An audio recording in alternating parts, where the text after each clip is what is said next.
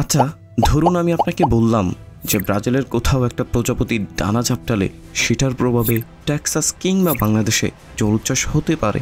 আপনি কি সেটা বিশ্বাস করবেন? হয়তো না, তাই না? চলুন আপনাকে আজকে বাটারফ্লাই ইফেক্ট সম্পর্কে একটু ধারণা দিই।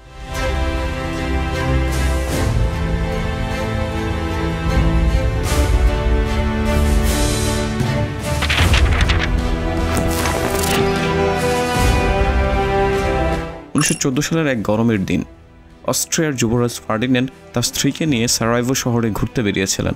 চারপাশের লোকজন হাত নেড়ে তাদেরকে অভ্যর্থনা দিচ্ছিল, কিন্তু শহরের কিছু বিদ্রোহী তরুণ আগে থেকেই লুকিয়েছিল তাকে হত্যা করার জন্য। প্রথমে একটি বোমা মারা হয়, তাও লক্ষ্যভ্রষ্ট হলে গাড়ির সবাই অল্পের জন্য বেঁচে যায়। সবাই ভেবেছিল বিপদ হয়তো কেটে গেছে, কিন্তু আসল বিপদ তখনও সামনে।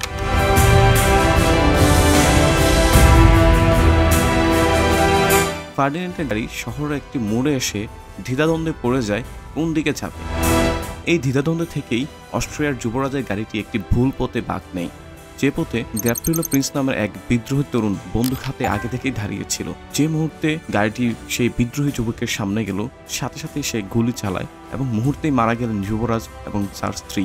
এই একটি ভুল বাঁক, এই একটি ঘটনা, তারপর যা ঘটেছিল তা গোটা পৃথিবীকে নাড়িয়ে দিয়েছিল। সেখান থেকেই আসলে প্রথম বিশ্বযুদ্ধের জন্ম হয়। এখন একটু পজ করে পিছনে যাই। ধরুন ফার্ডিন্যান্ডের গাড়িটি ভুল পথে বাঁক না নিয়ে সঠিক পথেই চলল, তাহলে হত্যাকারীর সাথে কি দেখা হতো? আর প্রথম বিশ্বযুদ্ধ কি হতো? হয়তো হতো না। যদিও এই গল্পটি প্রথম বিশ্বযুদ্ধের প্লট থেকে নেওয়া, কিন্তু এটা ধ্রুব সত্য যে মানুষের প্রতিটা পদক্ষেপের ফলাফল অন্য কারো বা অন্য কোথাও ফলপ্রসূ হয়। ঠিক এই কথাটাই 1960-এর দশকের আবহাওয়াবিদ এডওয়ার্ড লরেন্স বুঝতে পারেন একদিন কম্পিউটারে ছোট একটি ভুল করে।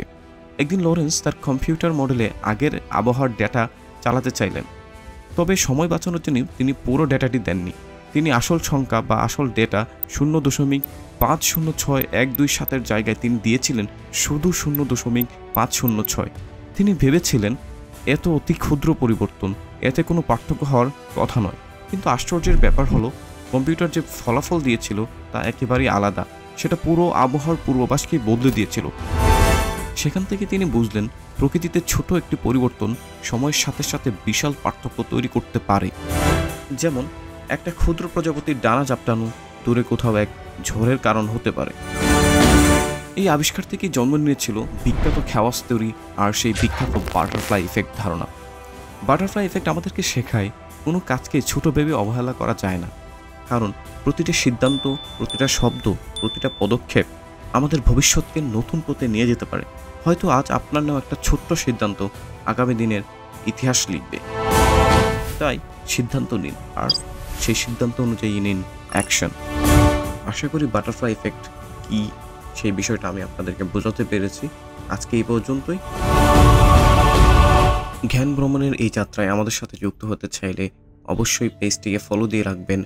আর আপনি যদি আমাদের সাথে ইউটিউবে যুক্ত হতে চান তাহলে বিশদ বিশ্লেষণ চ্যানেলটিকে সাবস্ক্রাইব করবেন। ভালো থাকবেন, সুস্থ থাকবেন। কথা হবে নতুন কোনো ভিডিওতে।